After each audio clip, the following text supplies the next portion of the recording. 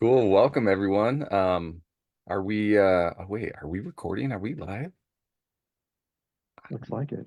I see it broadcasting to Facebook. I just don't see us recording on Zoom. Oh, but we don't record on Zoom. Nope. We just records on Facebook. Cool. All right. Sorry about that. I was just getting Hey, set are we up on my recording? end. Hey, do you notice anything different about my setup? About your setup? Yeah. Um, I don't know. See, I think I do. You got a new mosaic Yes. behind you, didn't you? It's the Las Vegas one, which I didn't know it is bigger than the last one from our previous conference in Nashville. When I was putting it up, I'm like, holy cow. So the old one is behind this one. We got this one now. So if you were at conference and you had your picture taken for the mosaic, you're somewhere on here, Somewhere. I somewhere. well, yeah, somewhere on there. Good luck finding it. Well, you probably could. Is that you said that the picture itself is posted online? I have seen people do that. I think I did post it online on the Facebook page. You probably look through our pictures and find it there. So if you really zoomed in, you could probably find yourself. Yeah.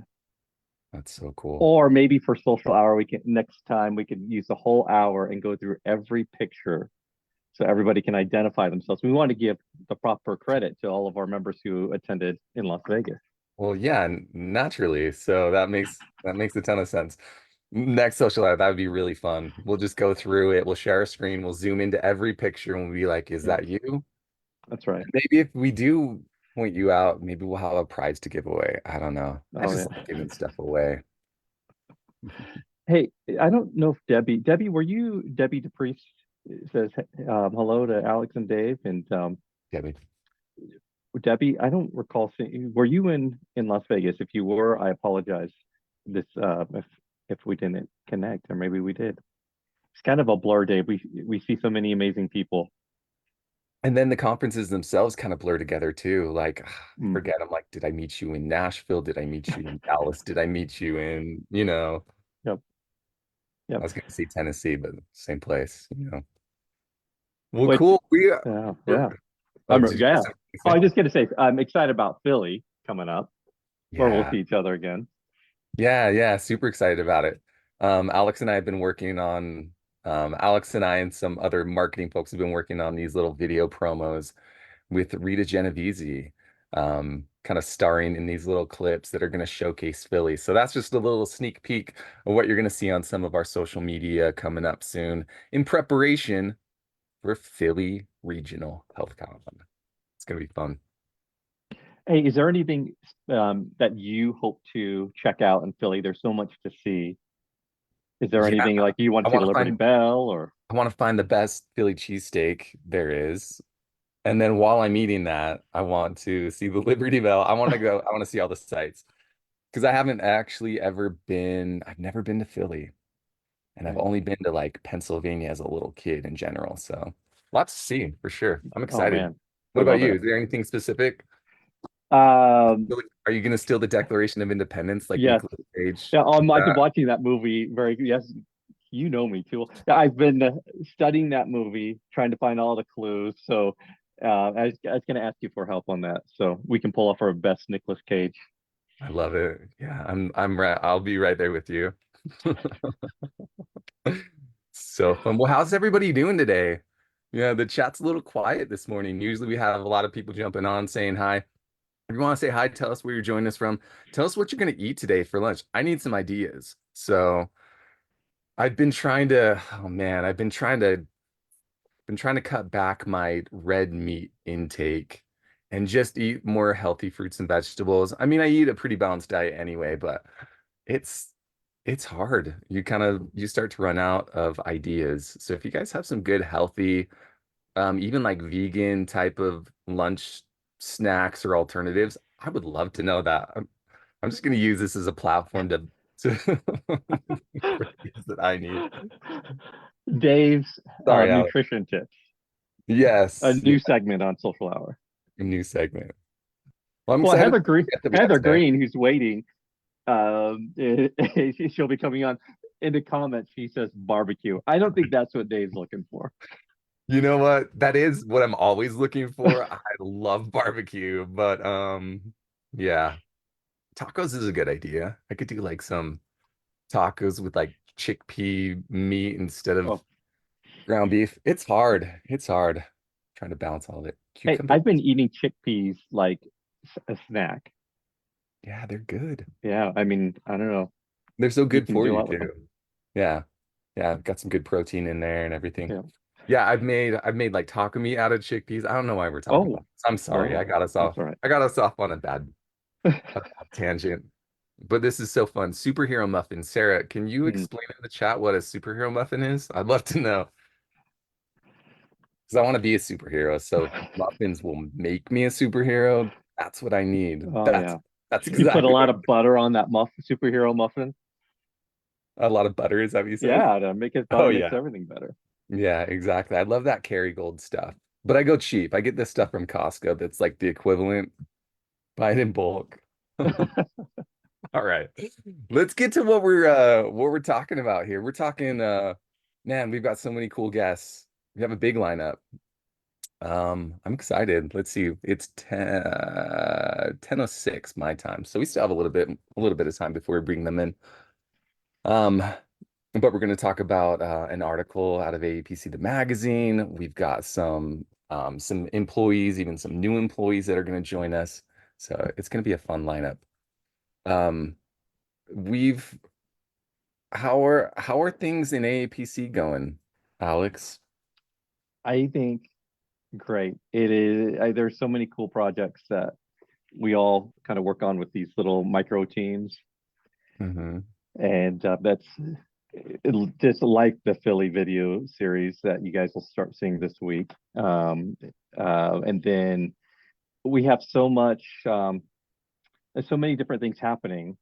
Um, all I can think of right this second, other than the Philly video, is we got the staff summer party this Friday, which will be a good time, and we will not be eating vegan. It'll probably be more of Heather Green's flair barbecue. Oh man. So you're not coming down for that, Dave? I'm not. I'm still like 12, 13 hours away, just way up in the mountains of Northern California. So Okay. it's fun, but yeah, I can't make the drive out there this time. Yeah. Any activities that they're going to be doing? Well, it's at Top Golf. Oh, it's at Topgolf. Yeah. Oh, Yeah. So if see, I didn't you're know things. you have you top golf before? Yeah, they kind of had a knockoff one called Big Shots in St. George, Utah, Southern Utah. It was rough. And I've done Top Golf before, and it's not super accurate. Like, I mean, the technology is cool. I just wish it were like a little bit more refined, and then yeah, I'd be there all the time because it's Yeah. pretty fun. Yeah, it is fun. I just like the social part of it, Dave. I don't even know if I'm gonna actually golf. I'll probably just overeat, hang out with our work friends, and yeah, and That's then a great nap. way to do it. And then nap. Yeah. Yeah, I do love that it's big and loungy. There's a lot of places to hang out there, and Yeah. so yeah, it's cool. That'll be fun. That'd be so I awesome. wonder if we have any golfers that are watching Yeah, do we right have now. any like really good golfers? Because you should come to Salt Lake on Friday and join That's us right. at Hang Top out. Golf. You Show could us take what's Dave's up. spot. You could take my spot. Please do. I'd love it if somebody did. Oh, this is so good. Thanks in the chat for all the snack suggestions. Energy, carrots, apples, and sunny. Are you talking about Hey, like sunshine or is that Sunny D? Oh, honey. Sunny must have been a typo because I'm sure it's not Sunny D. we you joke about talking about nutrition, but wellness is so critical, especially I know for me and you and our coders members who are watching, we're in front of a computer. I think most of us are for 8 or more hours a day. That is not the most ideal situation for wellness. And so No, eating well, staying active are critical. it's true. Yeah, it's not totally irrelevant, the things that we're talking about here, the the tangents that we're going off on, they are really relevant because most of us are sitting in front of our computers. And it's funny because a lot of us don't, it's good to find things that work for you and that are comfortable for you, that get you moving and get you active. That's really all that it is just your level of activity. And obviously trying to eat healthy, but man, I'm kind of tempted to show you the things that I've been doing to work out here on the mountain just real quick. Have a second if I just grab something real quick, Alex? Yeah, do it. It's fun. While you grab that, maybe I'm gonna prep Sonal. Maybe she's watching, and she can give some wellness tips for our members as well. Hey, Joni Renee from Fort Myers, Florida. How you doing down there? And our friend Beverly Stover, Janet Morales, frozen grapes. Those are good. Those are like a treat. That's why I like chickpeas, is they're like a treat. Just pop them. All right. So what I have here is it just looks like rope, right? Well, this is, yeah, it basically is rope, but it's knotted at these ends here. And it basically is like a jump rope, but I don't jump with it. You swing it. It's heavy, but you swing it in these patterns. It's funny that I'm trying to do this at my desk. You swing it, oh, pretty good. You swing it in these patterns, right? And there's a lot of cool tricks that you can do, and it gets more advanced, but it's a really great upper body workout because you're twisting your core constantly. I throw headphones on, go out into the woods, and just swing that thing like crazy. And it's been such a cool workout. So I don't know, just wanted to suggest that there are really simple ways that we have to get movement in and stay in shape. We don't have to go to a gym. You can go to the mountains, get some elastic bands too to get some resistance, and just it's so fun. So a lot Yeah. of you probably already do a lot of that. It's just this is a new thing for me. The rope flow is what it's called. Okay. Look it up if you're curious about it. It's really cool. It's beautiful looking too. It's just it's so flowing and there's so many cool things you can do with it. So, That's cool. all right. I think we're ready to bring in Sonal. I Okay. think it's time. All right. Sonal is on her way. She's walking down the hall right now. He's walking down the hall, leaving the green room. Yeah, I wish we had a camera feed of that.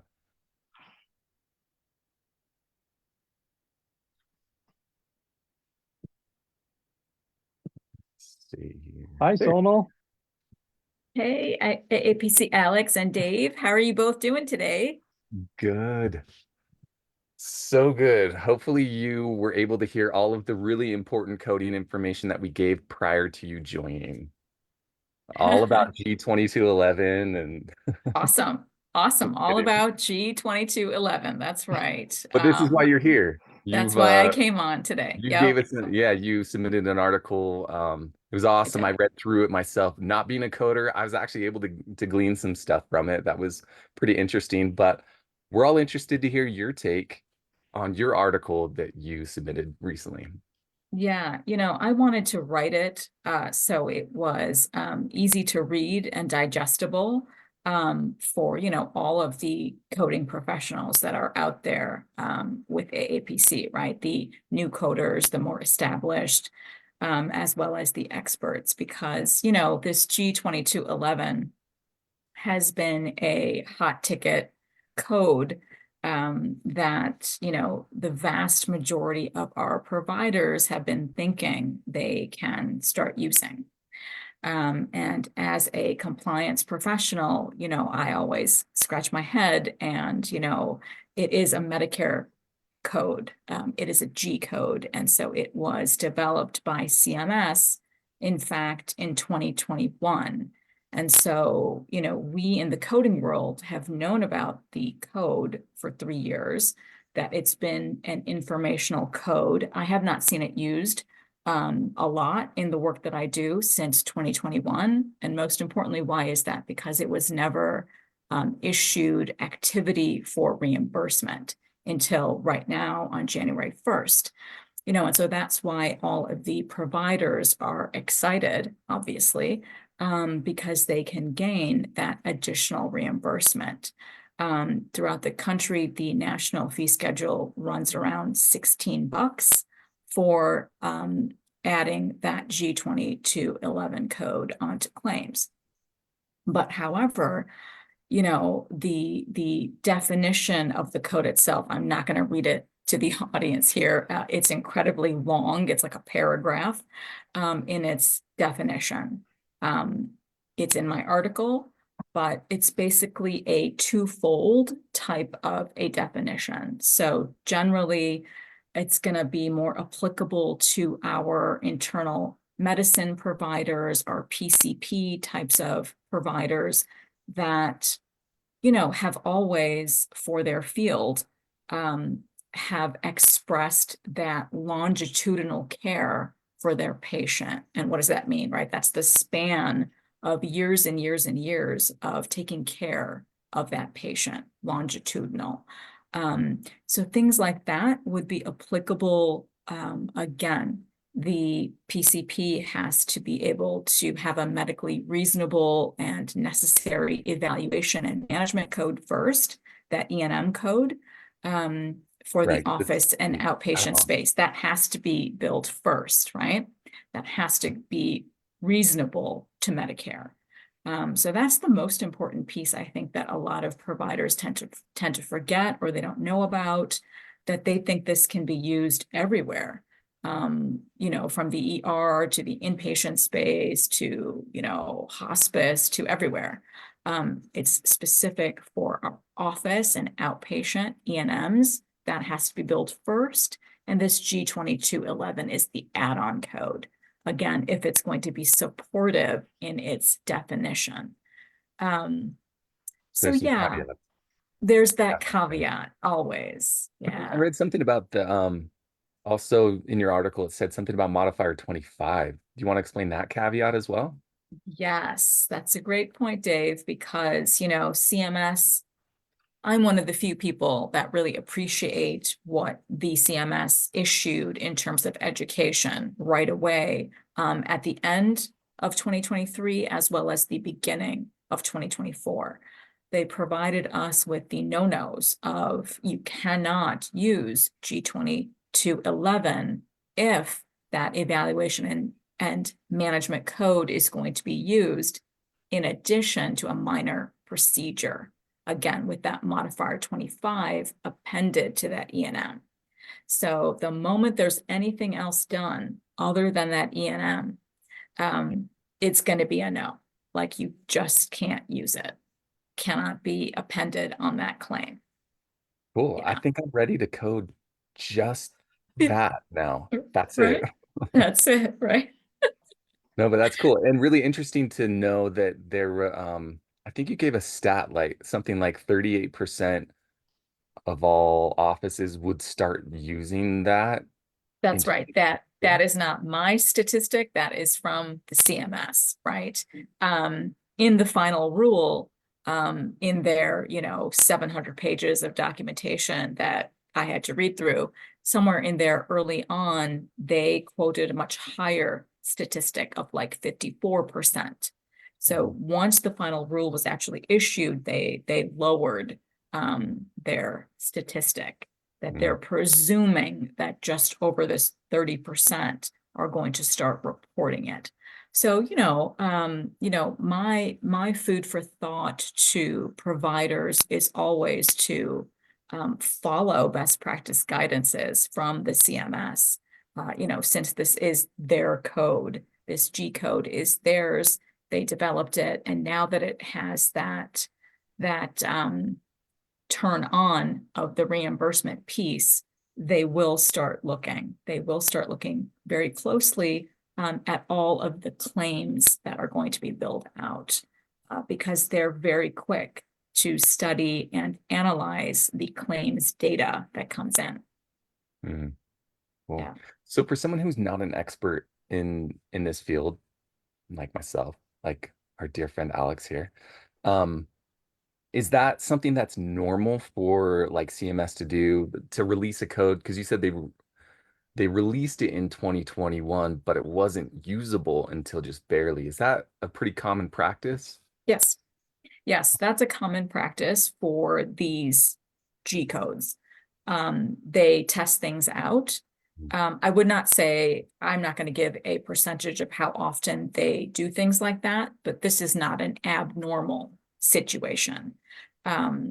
So it's a matter of when they decide amongst themselves to turn that active status on the back end, right, to make sure that things can be reimbursable. But in general, these G codes, these types of HCPCS codes are for tracking purposes, right? Again, like I stated, they are very good in the government in terms of their statistical analyses that they can perform, you know, based on these volumes of claims that come in. To their offices, right? It's really, really good that they do this, and then they provide all of us the education pieces, especially in terms of the error rates that they see, or claims doesn't support it. The diagnosis on the claim is not supporting that one serious condition, which I didn't talk about. That's that second piece to the HCPCS code definition, is if there's a specialist who's taking care of that patient for one serious condition, then you can also use this G2211. So it's either that one specialist, like the CMS gives an example for the HIV patient. It's a terrific example, that a infectious disease specialist type of doc, if that's a condition that they are treating, one serious condition for a significant period of time, then that code can be applicable, as well as to the internal med doctor or the PCP. But yeah, there's a lot of hullabaloo that a lot of other types of specialists are thinking they can use this code. And again, it's going to be based on the diagnosis. And if that relationship of trust is being built over these years. And my article does go into that relationship factor as well. Yeah. Cool. Yeah, that's awesome.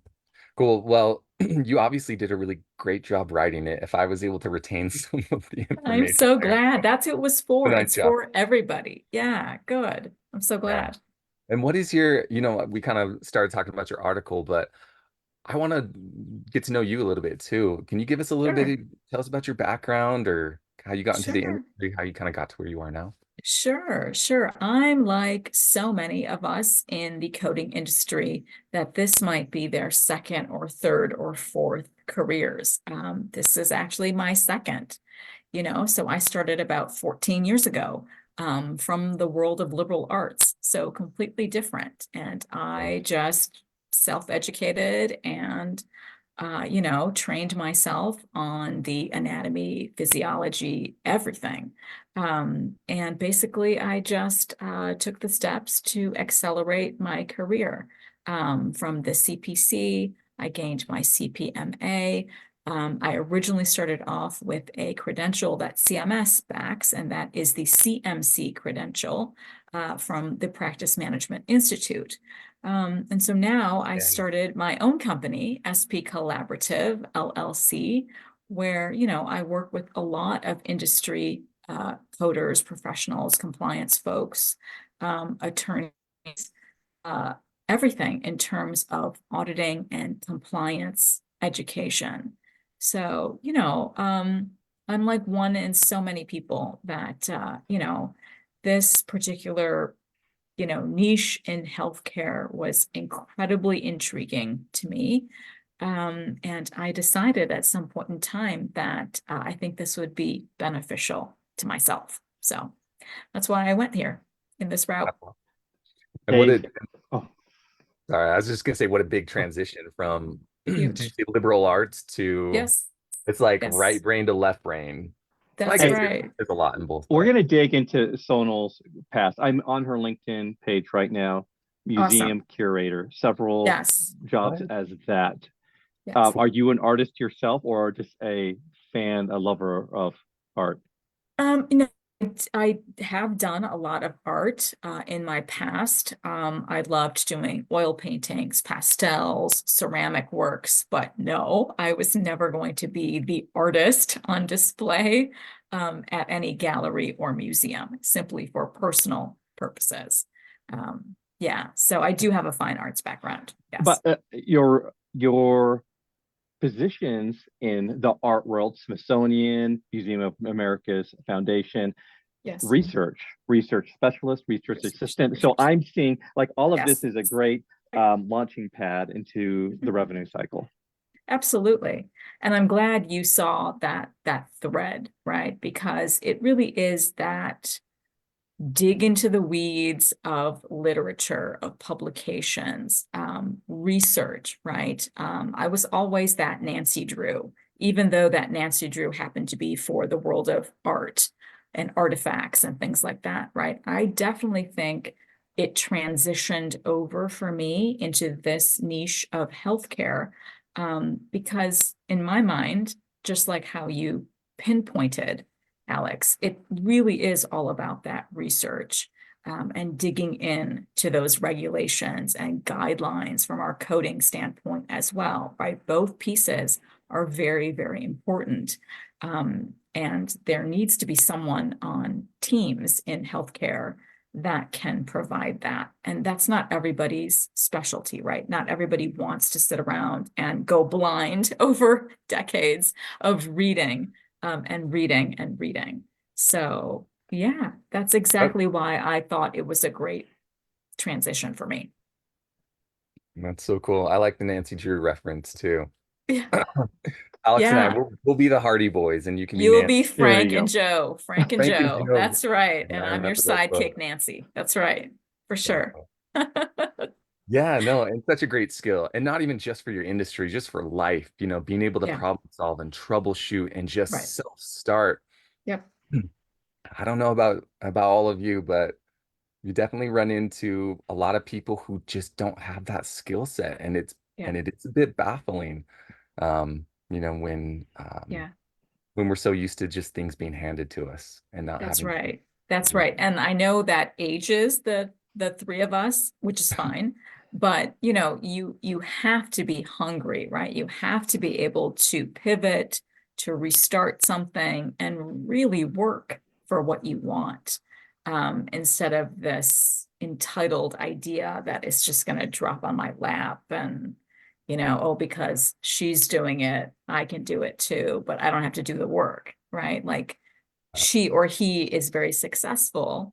In the background, you don't know how hard they're working, right, to achieve whatever level, people want to achieve. It is not easy. You literally have to work, for what you want. And I do believe times have definitely changed, where there is that sort of, I don't know, jaded thought process of it'll just come to me because I say so, whereas I disagree. Like, you really do need to work, for what you want and believe in what you want, even if you do have to pivot and redirect, you have to decide for yourself, this is what's best, and then go and work for it.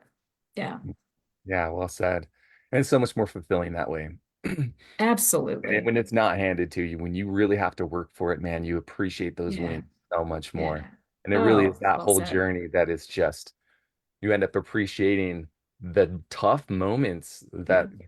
get you just to that next place. And then there's still more places to go after that. So, Yes, that yeah. is well said. Absolutely. It's that fulfillment piece, right? That you get through hard work. Absolutely. Yeah. Yeah.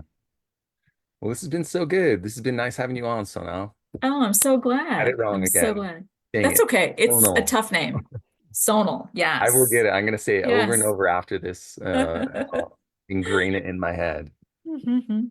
Well, Well, thank you awesome. both so much. It was my honor to be on, Facebook Live today with both of you. Yeah, and I had a great time writing the article. So I hope, a lot of our members, receive it well. So thank you So both. cool. Yeah, thank you. Thank you, We'll have Sonal. you on again. All right. Thanks, guys. See ya. Bye.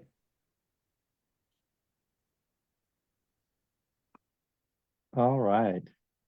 Cool. All That right, was we've got our wow. next group. Yeah. Sonal has such a very diverse, interesting background. That's I pretty was cool. shocked. I'm glad you pulled up her LinkedIn. That was really interesting. So, Yeah. well, and that's probably the story for all of our members. We all come from such diverse backgrounds, which means we all have so much good stuff to add to this mixing pot of goodness. Speaking of, we've got Claire Stevenson, Bobby Heron, Mary Lighty, and Heather Green with us now. This is so awesome.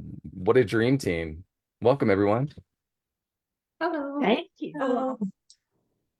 All right, we're going to do some introductions real quick because we have 4 of you on. So the way I see it, I've got Claire down here. We'll start with Claire, go to Bobby, Mary, and then Heather. Do you want to give us just a brief, little short introduction, and then we can kind of later get into more specifics?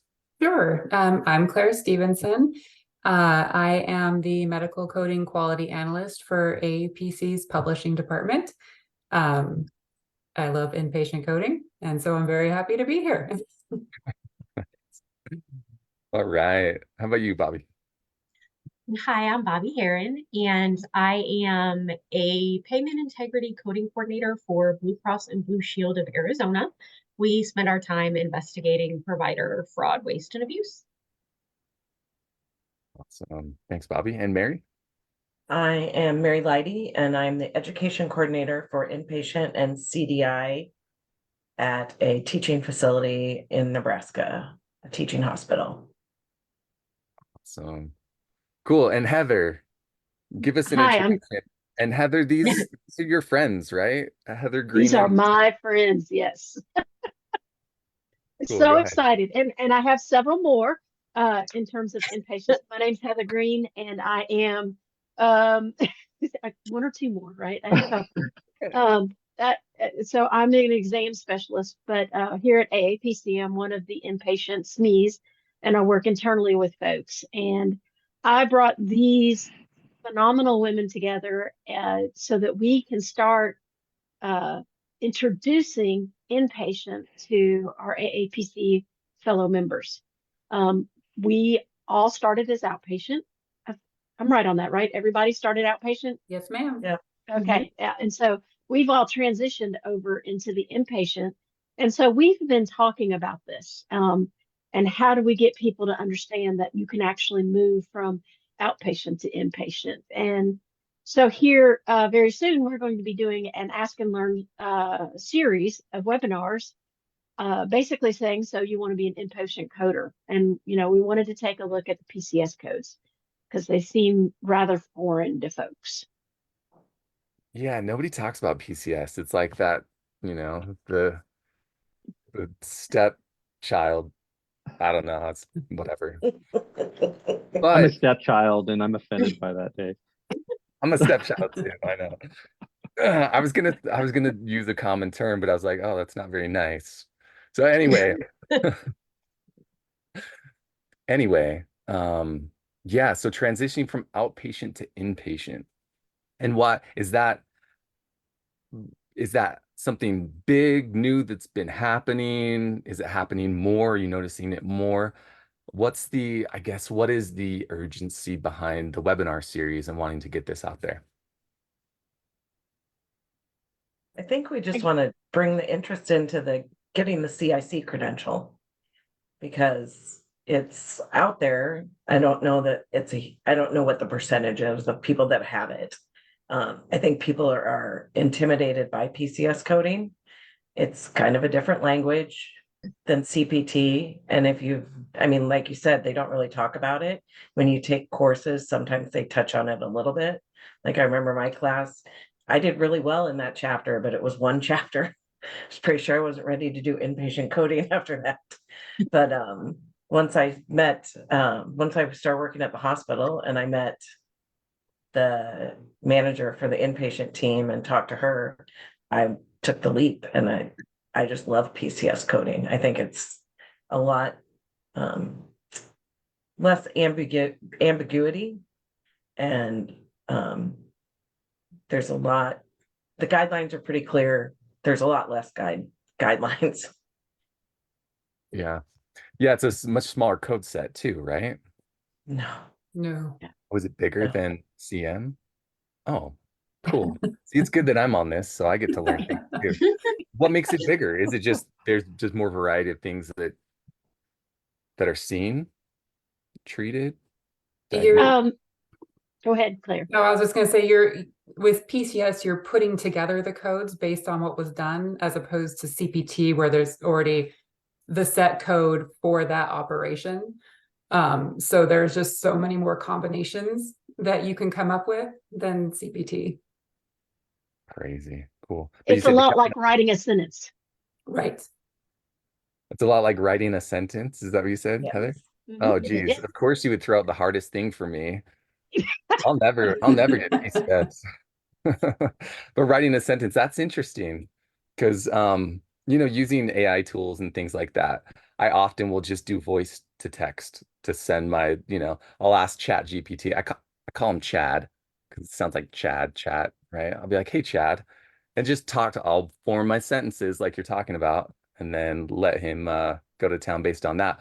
But would that be, I guess what I'm trying to get at is with PCS, would it be easier to integrate more of these AI tools with that than say with CM? Because of how the codes are formed? I don't know. I'm just wondering. I mean, I think it would be harder Yes. because the root operations are based on intent, and so you can have you can have, like, you can say replacing a stent, but you have to know the reason you're placing the stent. Are you dilating a Yeah. lumen? Are you draining something? Are you supplementing something? So I think AI might be difficult to integrate. Yeah, because you still have to give it the information, right? You still got to give it all of the.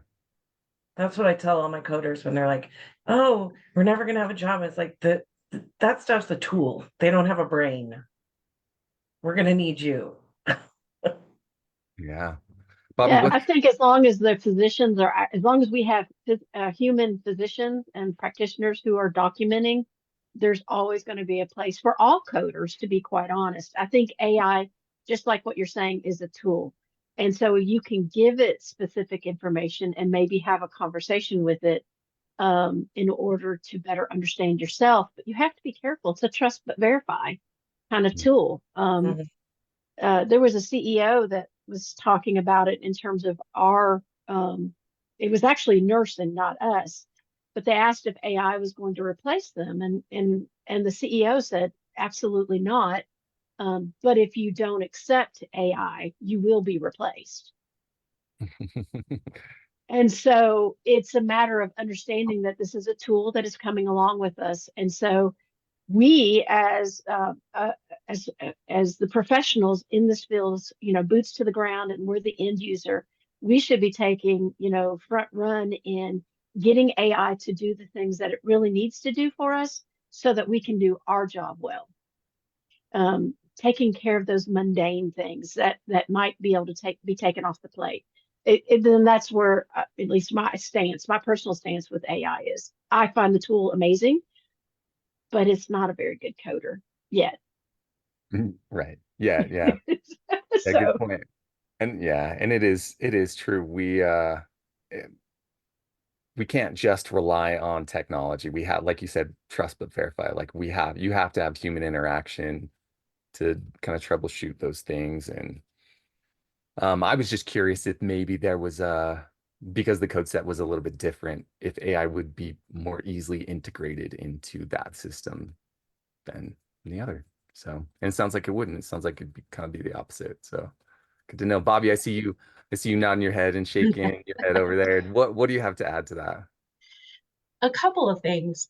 So, whenever you go to use a tool like ChatGPT, one of the warnings that you're given is it may spit out wrong information because it's really just kind of trolling the internet and all of the other sources and picking and choosing what it kind of puts together. And so it's whatever documentation that you have when you're coding for PCS, like your code's only going to be as good as that documentation. And when you're depending strictly on a tool like ChatGPT or AI, it's really not going to be able to read that documentation in a discerning manner.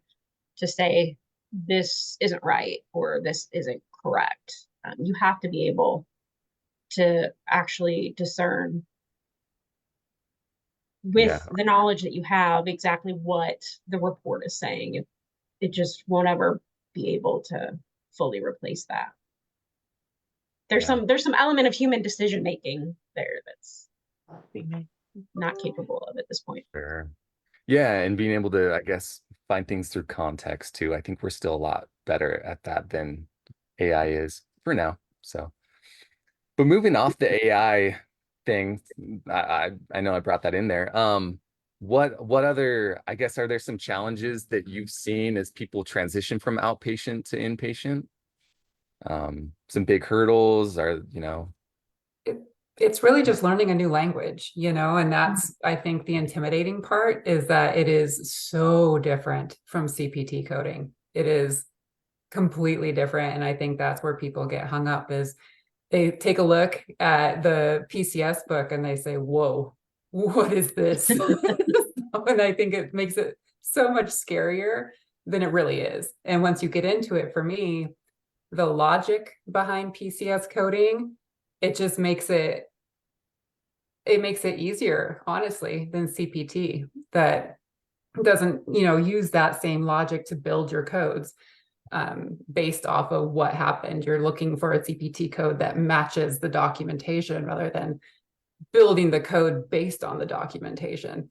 So I think once people actually get into it, most people I've talked to like it, but it's just making that dive because it is so different that I think is the big hang up. so when you build that code and you send it in to get reimbursed, what are they doing on their end, on the payer side? Like, are they looking at that and they're saying, okay, well, they built that code correctly? Is that basically it? Because they're not looking at a definition in a code. They're looking at the whole structure, right? The whole. Right. And inpatient is reimbursed based off of DRGs. So it's a combination of the diagnosis coding along with procedure codes that are done that determine what that DRG payment is. So it's a little bit different in that respect because it's not, they're not looking at it as an RVU. How are we going to reimburse this physician situation like they would with CPT? Okay, yeah. A lot of focus on the inpatient coding is to like find the comorbidities of the patient. What resources are we using as a facility to take care of that patient so that the DRG can be impacted and we can capture the right reimbursement for the patient. Right. So cool. Sounds like I got a lot of studying to do. Dave, I've got two questions for the panel. One, is the earning potential greater for a CIC or inpatient coder than an inpatient coder or a CPC? I think so. I think so. Mm-hmm. Yeah, and if you go and actually look at the openings for coding roles that are out there, I see significantly more need for inpatient coders just because there's just so few of them in comparison. So not only I think is the earning potential higher, but I also think that you're just more marketable and there's more roles out there for you. And I do feel like there's a lot more remote positions in the inpatient side after training. Okay. And I know from our audit services side, who I help with trying to recruit coders, it's typically on the inpatient side that we're looking for staff. So that's very interesting. And hopefully that helps with someone considering making that jump to the CIC or inpatient coding. My second question is just trying to wrap my head around it. So CPC, outpatient, like I might go into a doctor's office and the coder handles those things. And there are probably many more of those cases or reports that come through. But I would imagine for CIC, thinking about Heather Green and her barbecue, if I go out to her barbecue with her often and I need a bypass, there's a coder, an inpatient coder, who's going to have to code all of that. Is that one coder who does all of that? And that's a very robust visit for that patient, not only for the surgery, but for post-op. Does Marywood would that case come to you and then you would code from admitting into the hospital till they leave? Yeah, we follow our coders at my facility will code one encounter from admission to discharge. So yeah, they follow it all the way through. We do it concurrently so that while they're in the hospital, we're still coding so that when they discharge, we have a lot of the information already ready to go. So the discharge process is quicker. Sometimes facilities will wait and just do discharges all at once. But I mean, you can have patients that are in hospitals waiting for placement that can be in a hospital for up to a year or more. I mean, they're just huge charts. And yeah, it's robust, but you get to see the whole story too. And it's one person looking at it. So you kind of have an understanding of what's going on. Could an inpatient coder sit with one case for the whole day to make sure it gets billed properly, or is it are they doing it in chunks? I guess like you said, maybe depends on the facility and how they handle things, but what's the average time that someone may spend on an inpatient case or file? It really depends. I worked for a surgical specialty hospital, so we didn't have a lot of medical admits. It was usually, scheduled surgery.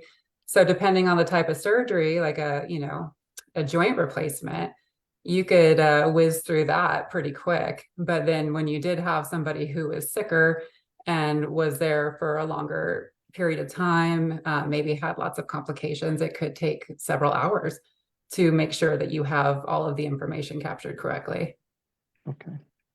And Alex, that's actually a hot topic because productivity is something that is talked about on the inpatient side. Being a production coder, it's very similar. So you will see a lot of coders just in general, regular size hospital. Let's give it a 250 to 500 bed hospital with an average length of stay of 5 to 7 days. You'd probably expect about 45 minutes, maybe to an hour for every chart that you looked at, that you went through.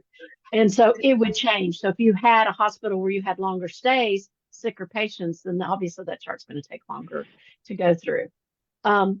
Conversely, talking about we know we have an outpatient audience here. When I started outpatient, I worked with physicians who worked mainly inpatient. And so I had to be able to communicate with my counterparts on the inpatient side. And so understanding PCS as an outpatient coder, if your physicians go into a hospital, is extremely important. The payer gets both sides. They get the CPT code and they get the PCS codes. And so if they're different, the payer will see that they're not matching. And they've got alerts just like we do on our side that's going to say, hey, these don't match. So something is wrong.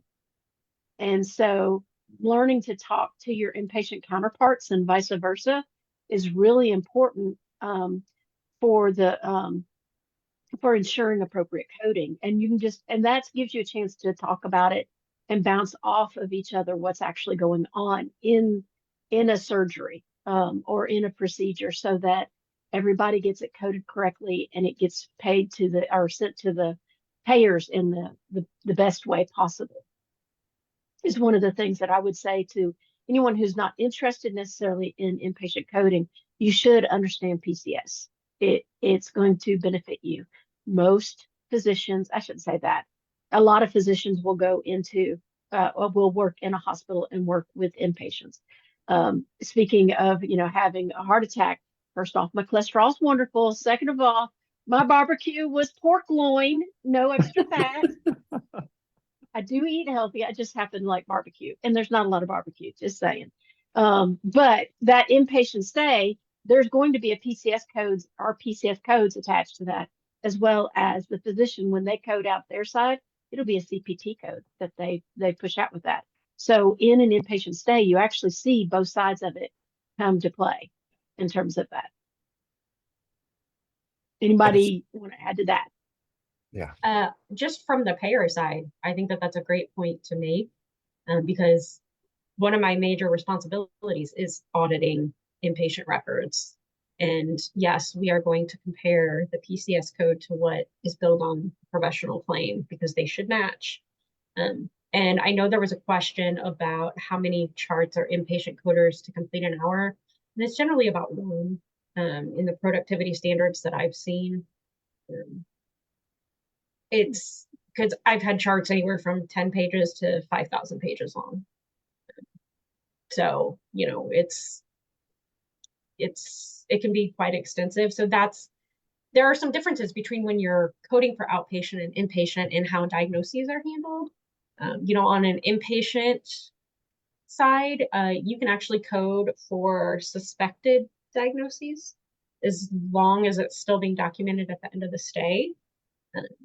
You code it as if it's confirmed. And so one person following through that entire record can see the evolution of the diagnoses throughout the stay, because somebody may, you know, be admitted for shortness of breath and, you know, they actually end up having, you know, pneumonia, COVID, whatever. And you can kind of see that evolution more so than you maybe can on some of the professional or outpatient side. Makes a ton of sense. You have that whole history to look at, and yeah. So That's- we do want to make sure that we plug our Ask and Learn series. Yes. Yeah, I was just gonna say, I have a link. Do you want me to throw it in the chat? Please, yes. So Yes, please. and we're going to have a conversation much like this, and we're actually going to take a look at the PCS coding, look at the book, kind of help start familiarizing folks, maybe normalizing what the PCS codes look like, what the book looks like, how to use it. We're going to dig in some in terms of the characters, not too deep because it takes more than 3 sessions to kind of get into all of this, just like you wouldn't expect to know how to code CPT in 3 sessions, right? So, and we're hoping that over the next couple of years that we're going to continue to put out more information about the inpatient side of things. And I can tell you, when I was a hiring manager, if you had your CPC, you had my attention. It's an exam that is very difficult. AAPC has phenomenal exams, and to pass them shows that you have a knowledge base that can be worked with very easily. And so I know that the people who hold these credentials are quite equipped to be able to move over into the PCS side. This should not necessarily be a difficult transition for them because they've already proven a level of knowledge that is going to help propel them in any direction that they go. Awesome. And it's the 4 of you that are going to be on these webinars, right? It's a 3-part series, right? There's 3 parts. And the first part is June 26th. June 26th.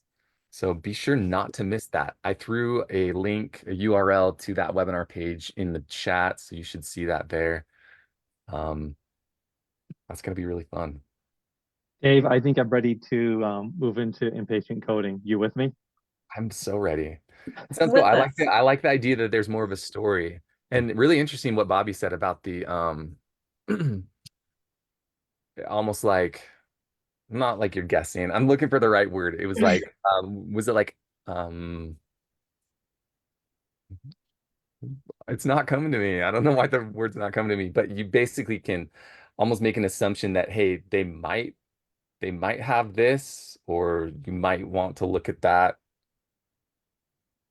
Suspected. Suspected. Mhm. Yeah. Unconfirmed. Yes. Probable. Suspected. Suspected. Thank you. Yeah. I don't know why that was so hard. But yeah, that's really interesting. But I also think that can lend to better patient care too, if that's in the notes, because you run into situations where things aren't caught. But if you have maybe some prior information in the documentation that you can use or glean out, or some suspected causes of something or whatever, or suspected diagnosis, then that could improve a patient's outcome, could even maybe save their life. So it's cool. And remember that the inpatient side, we touched on this before, the inpatient side is about resources used. So what did we have to do to find out to help this patient? What tests did we run? What specialties did we need? What equipment was necessary? Were they in ICU? Did they need a ventilator? These kind of things come into play with that. And on the outpatient side and on the CPT side, it's more about this is a service we've rendered. And so I did this and I get paid for this. And when you're admitted into a hospital, especially now, you're sick. And so sometimes it's not real easy to find out what's actually making you sick. For example, when she said you come in with shortness of breath and it turns out that you have pneumonia. And so understanding the severity of patient, not to say that it's not easy. You know, physicians struggle when they have 15 minutes with a patient, when they have a 10-hour day at 15 minutes a pop, where they're trying to figure out what's going on with you. That's a very difficult situation in itself. So, you know, but there is a difference in terms of how you're reimbursed, at least currently. Yeah, that's interesting. I think that's helpful at least to wrap my head around, is inpatient versus outpatient with the resources that are used, right? Not so Right. much what we did, it's what the facility had to use to provide care. Cool. Right. This has been helpful for me. I don't know about the rest of you, but thank you. It's been great having you on. Excited for this webinar series. Alex, did you have anything that you wanted to add about that, or? Well, I thought about when you're struggling for that word. I thought about when I was saying records, papers, and then Bobby said charts. And I'm like, hey, I'm thinking if you're someone thinking about getting in this career and it might feel intimidating. Dave and I have jumped into the deep end. And for our veteran coders out there, who many are watching, you know, they're so kind to us and helpful in this panel, because it'd be easy to be like, you guys don't know come what on. you're talking about. But we try, and we do glean a lot. You know, we've gleaned a lot over the years. So it's just a matter of like, okay, and inpatient's a new, you know, like you've all said, it's, you know, it's kind of it's a thing that not a lot of people know as much about.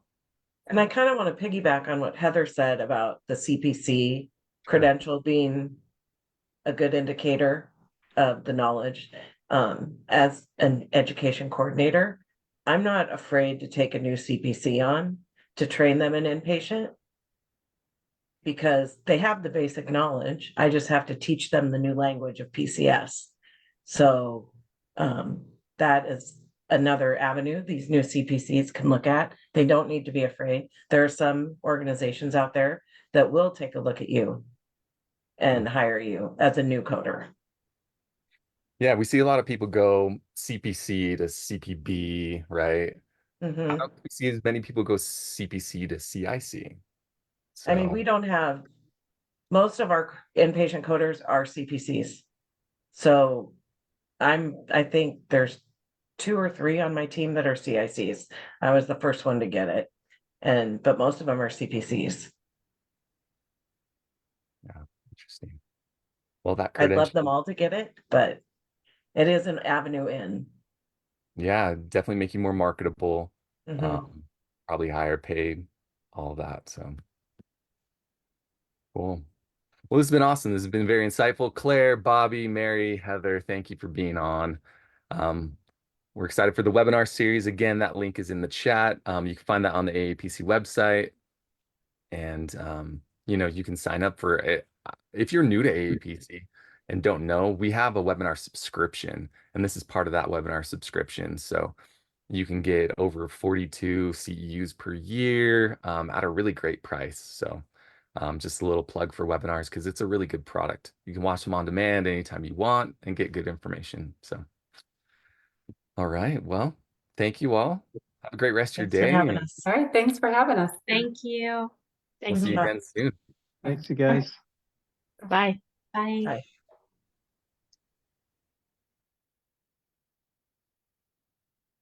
All right, Alex. All right. That was fun. Holy cow. Sometimes I feel like I'm the one, like these social hours are just for me. And I'm like, tell me more. Oh, I know. interesting. And like, yeah, trying to wrap my head around it and everything. But It's so fun. We have so many good SMEs and experts in this industry. It's amazing, like even in just internally, just so many. And in addition to, like, not everybody on our panel were employees. I think Claire and Heather, but Mary and Bobby, I don't think are. And it's cool how so many people just want to help our members and those in the career be more successful, just because they love it and they want everybody to be their best. I think that's cool. Yeah, yeah, for sure. Even and so patient, even when we ask questions that maybe aren't relevant at all, or show that we don't even know what we're talking about. But we do, and we're learning, and that's why we're here. And this is what Social Hour is about. Because That's right. Alex and I, we're going to be the two best coders that this world has ever seen by the end That's of right. this. Gonna take the world by storm. Right on that note, thanks everyone. It's Thanks, good to see you. Dave. We'll see you later. See you, Alex. We'll see you in 2 weeks. Yep.